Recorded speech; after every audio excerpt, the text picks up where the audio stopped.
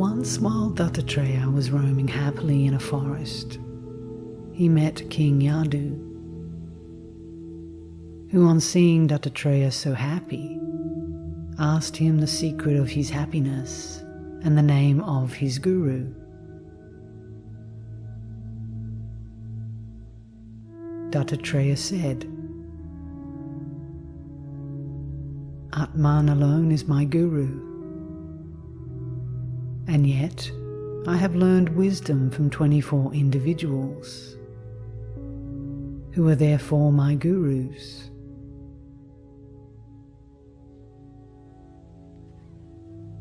There is much to learn from everyone and everything.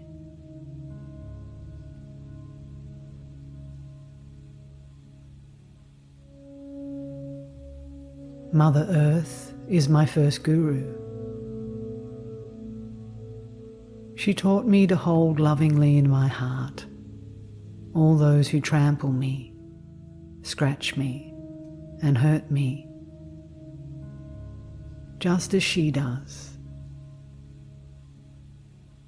She taught me to give them my best, remembering that their acts are normal and natural from their standpoint.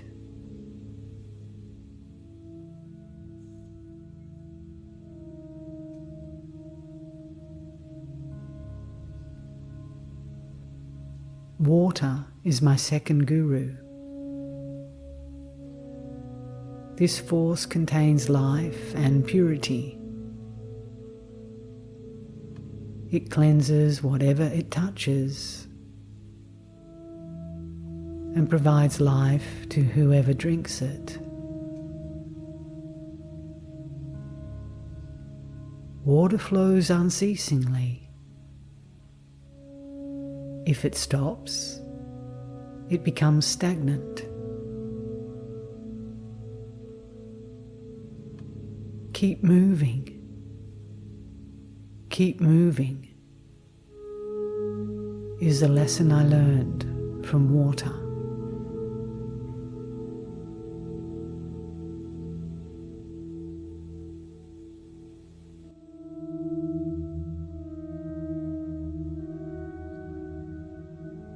Fire is my third guru. It burns everything, transforming it into flame.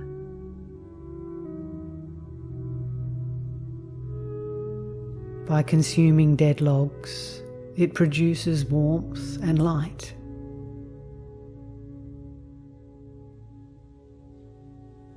Thus I learn to absorb everything that life brings and turn it into the flame that enlightens my life.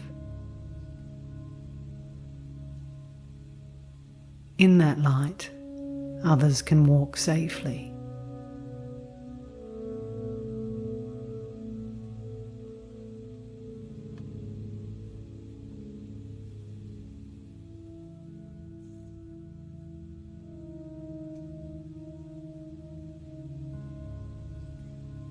The wind is my fourth guru.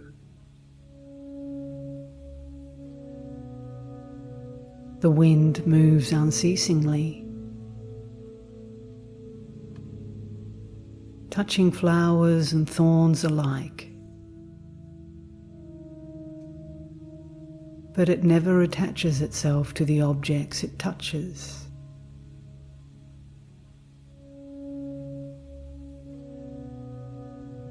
Like the wind, I learned not to prefer flowers over thorns, or friends over foes.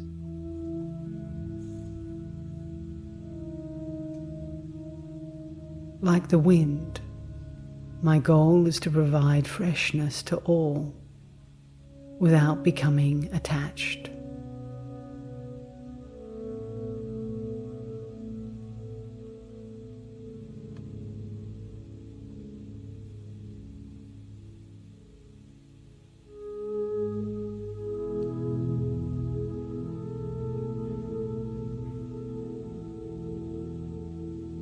all-pervading and all-embracing space is my fifth guru.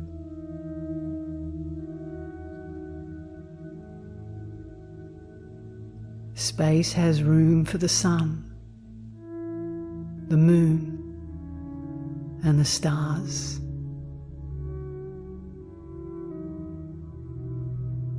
And yet it remains untouched and unconfined.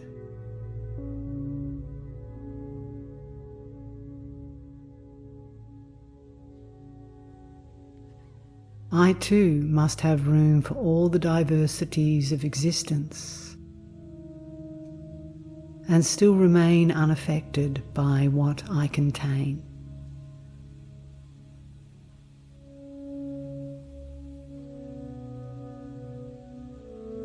All visible and invisible objects have their rightful place within me,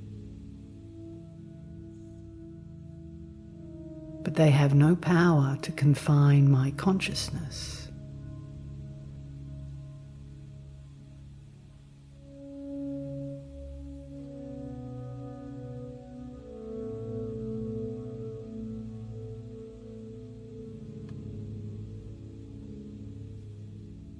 My sixth guru is the moon.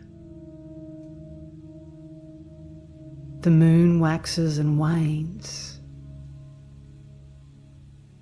and yet it never loses its essence, totality, or shape.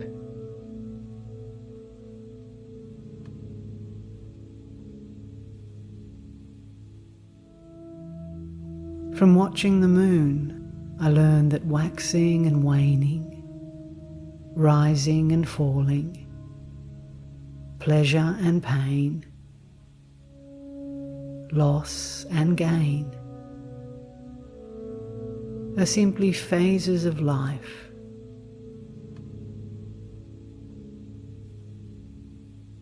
While passing through these phases, I never lose awareness of my true self.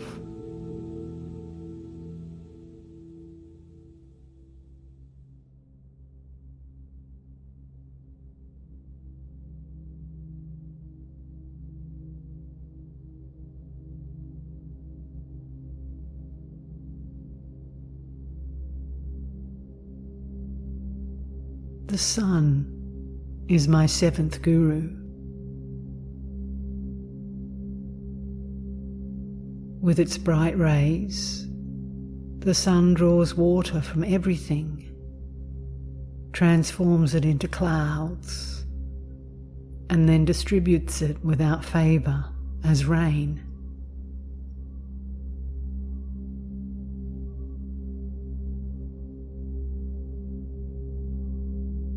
Rain falls on forests, mountains, valleys, deserts, oceans, and cities.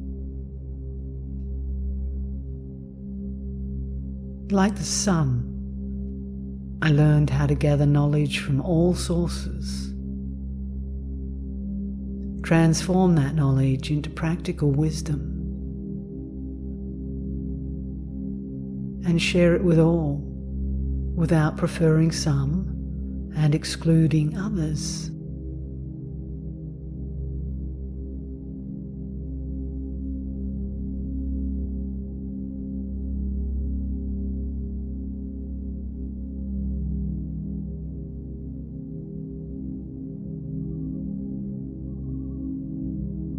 My eighth guru is a flock of pigeons.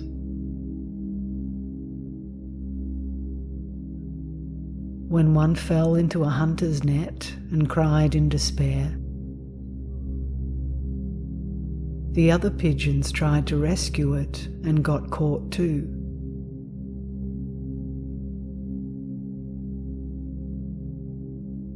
From these pigeons, I learned that even a positive reaction, if it springs from attachment and emotion, can entangle and ensnare.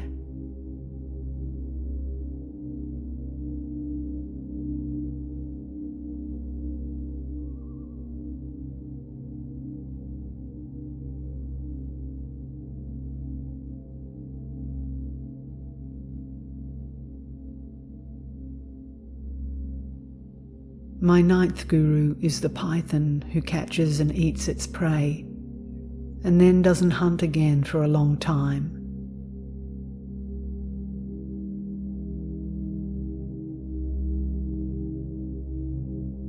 It taught me that once my need has been met, I must be satisfied and not make myself miserable, running after the objects of my desire.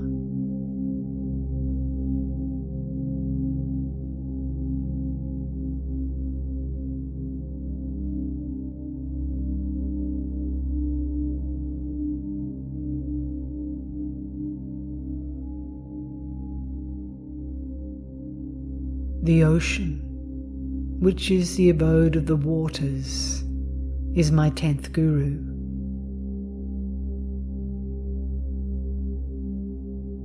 It receives and assimilates water from all the rivers in the world, and yet it never overflows its boundaries.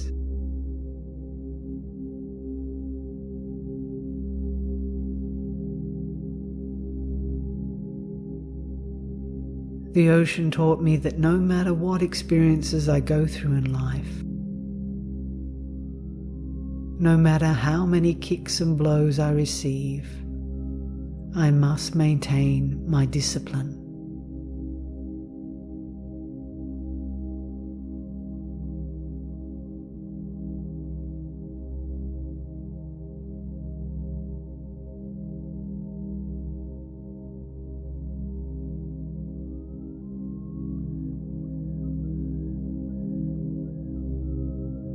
The moth is my 11th guru.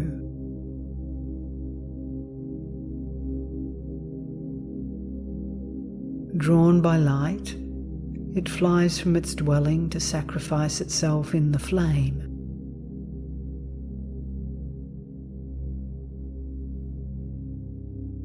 It taught me that once I see the dawn, I must overcome my fear, soar at full speed, and plunge into the flame of knowledge, to be consumed and transformed.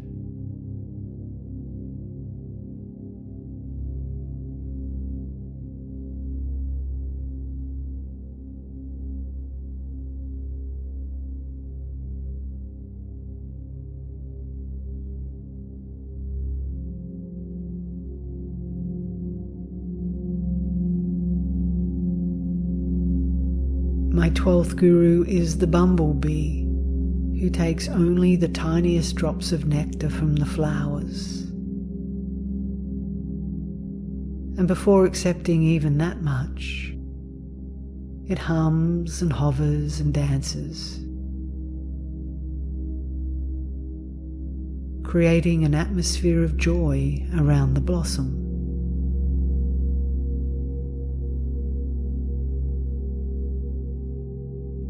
It not only sings a song of cheerfulness, it also gives more to the flowers than it takes.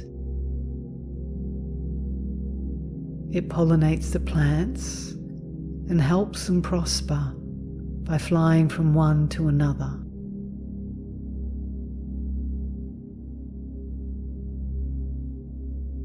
I learned from the bumblebee that I should take only a little from nature, and that I should do so cheerfully, enriching the source from which I receive sustenance.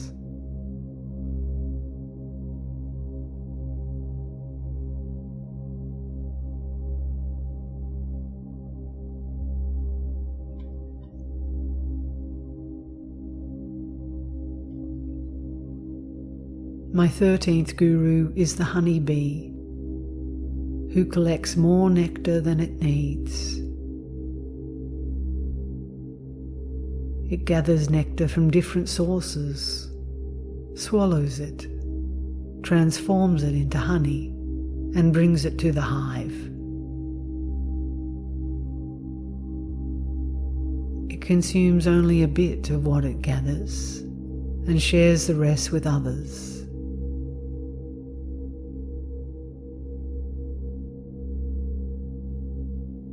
Thus, I should gather wisdom from the teachers of all disciplines and process the knowledge that I gain.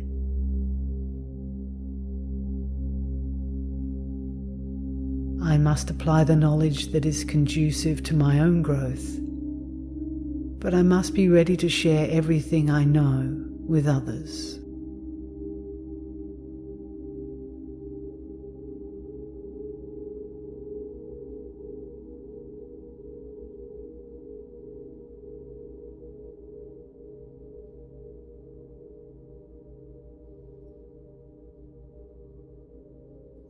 My 14th guru is the elephant. Once I saw a wild elephant being trapped. A tame female elephant in season was the bait. Sensing her presence, the wild male emerged from its domain and fell into a pit that had been cleverly concealed with branches and heaps of leaves.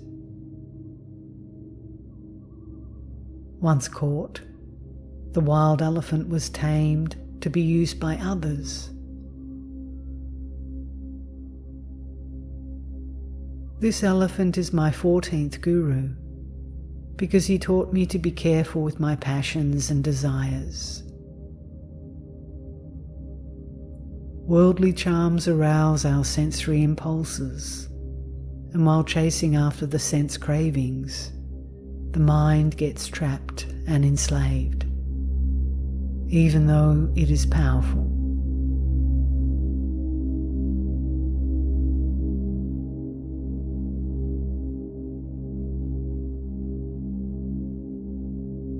The 15th guru is the deer.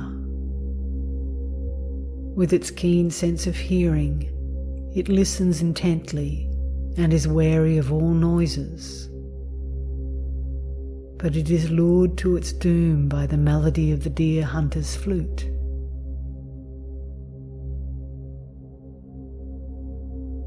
Like the deer, we keep our ears alert for every bit of news, rumour and gossip, and are sceptical about much that we hear.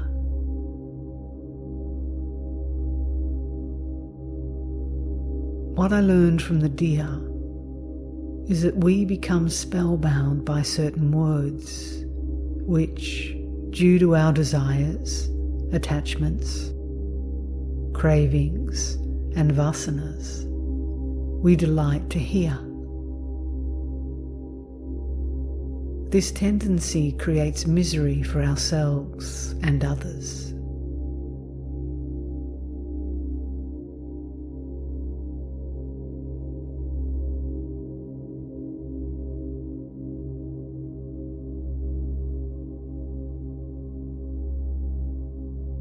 My 16th guru is the fish.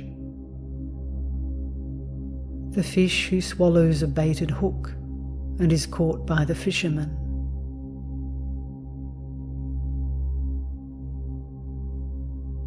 This world is like bait. As long as I remember the fish, I remain free of the hook.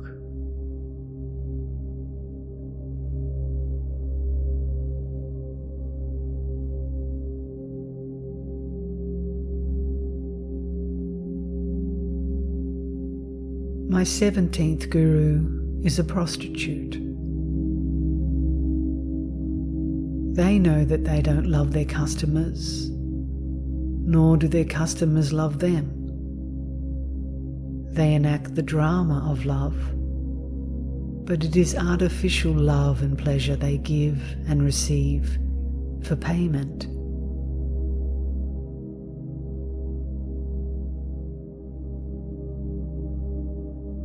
Through them I realize that all humans are like prostitutes, and the world, like the customers, is enjoying us. The payment is always inadequate, and we feel dissatisfied.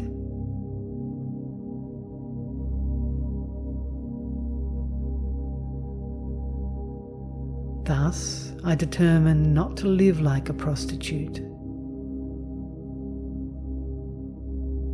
Instead, I will live with dignity and self-respect. I will not expect this world to give me either material or internal satisfaction. I will find satisfaction myself by going within.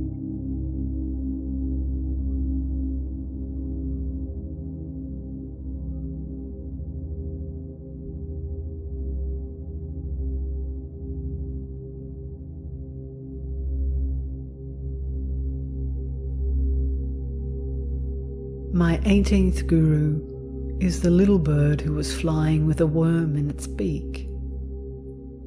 Larger birds flew after it and began to peck it. They stopped only when the little bird dropped the worm.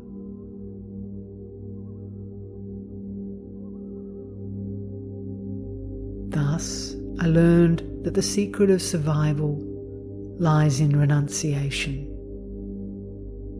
not in possession.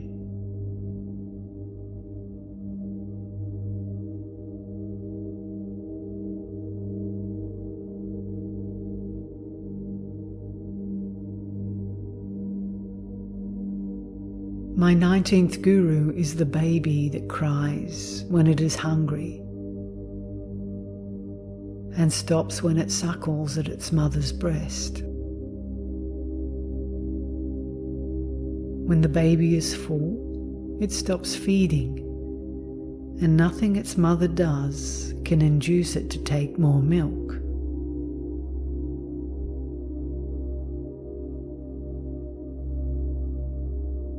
I learned from this baby to demand only what I really need. When it is provided, I must take only what I require and then turn my face away.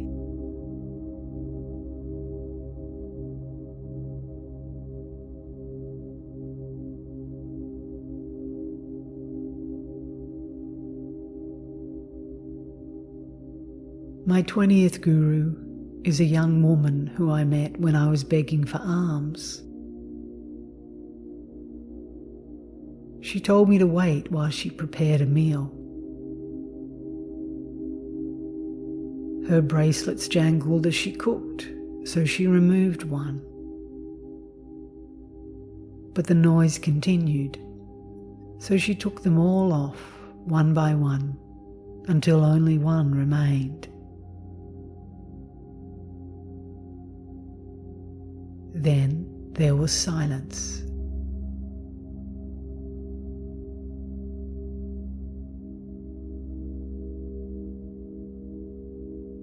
Thus I learned that wherever there is a crowd, there is noise, disagreement,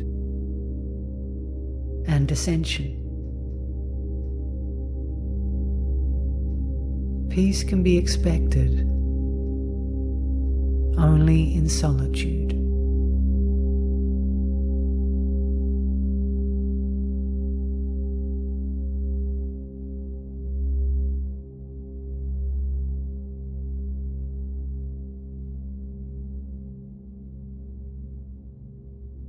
My 21st guru is the snake. A snake who makes no hole for itself, but rests in holes other creatures have abandoned, or curls up in the hollow of a tree for a while and then moves on.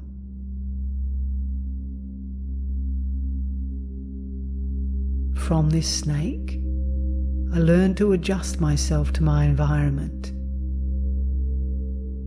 and enjoy the resources of nature without encumbering myself with a permanent home. Creatures in nature move constantly, continually abandoning their previous dwellings.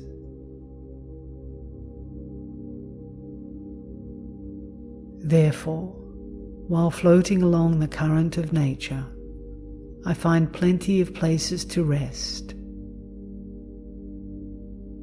Once I am rested, I move on.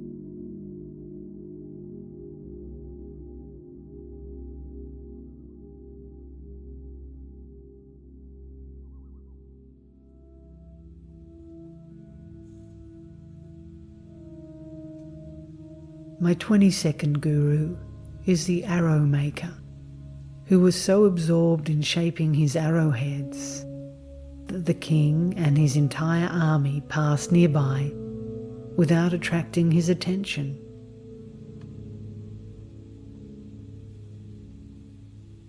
Thus, I learned to be absorbed in the task at hand, no matter how big or small.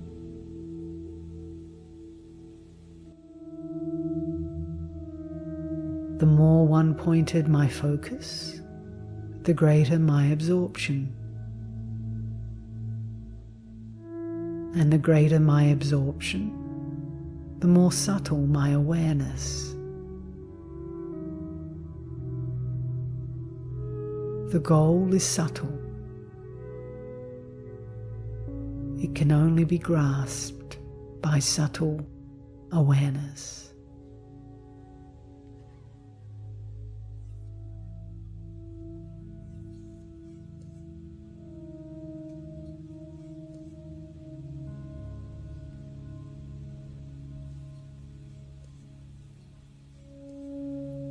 My 23rd guru is the little spider who built itself a nice cozy web. When a larger spider chased it, it rushed to take refuge in its web. But it ran so fast that it got entangled and was swallowed by the bigger spider.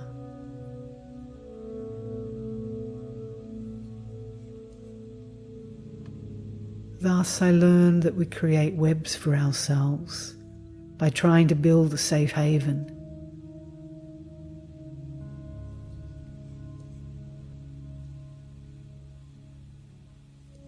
And as we race along the threads of these webs, we become entangled and are consumed.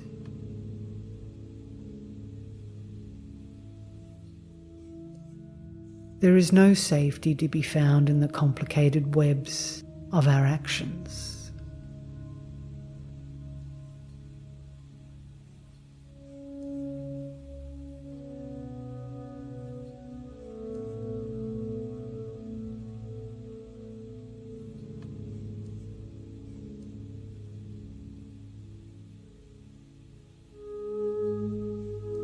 My 24th guru is the worm who was caught by a songbird and placed in its nest. As the bird began to sing, the worm became so absorbed in the song that it lost all awareness of its peril.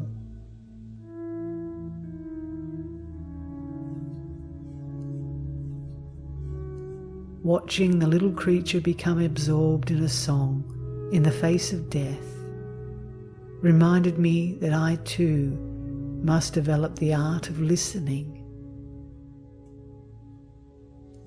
so that I may become absorbed in the eternal sound, the nada that is always within me.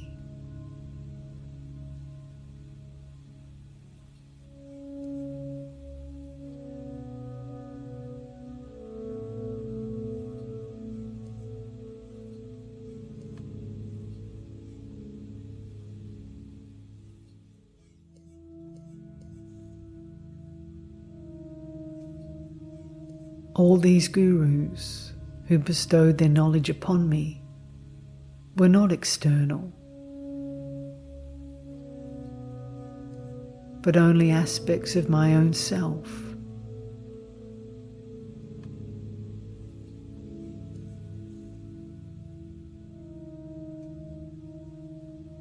So it is this self, this Atman, which is not different than Brahman, immortal, and pervading all, which is the true form of the Guru.